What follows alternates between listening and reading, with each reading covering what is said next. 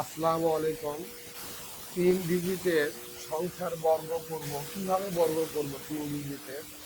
দেখো এখানে এই যে 605 এককের ঘরে যে 5 থাকে, আমরা এইভাবে লিখব। 5-এর বর্গ করব, 5-এর বর্গ করলে সেটা হবে 5×5=25, 5×5=25। আর এই 60 এখানে লিখে দিব, 60 লিখব। আর এই 6-এর বর্গ এখানে করব, 6×6=36। এটাই আমাদের উত্তর। এখানে এসে দেখো ওই একইভাবে এটার বর্গ দিব আমরা, 5-এর বর্গ, তিন সংখ্যা মানে 3টি ডিজিট আছে, তিন মানে এটা একটা সংখ্যা, 3 অঙ্কের সংখ্যা। 5-এর বর্গ করলে আমাদের এখানে 25। আর এখানে এই 80 এখানে লিখবো, 80।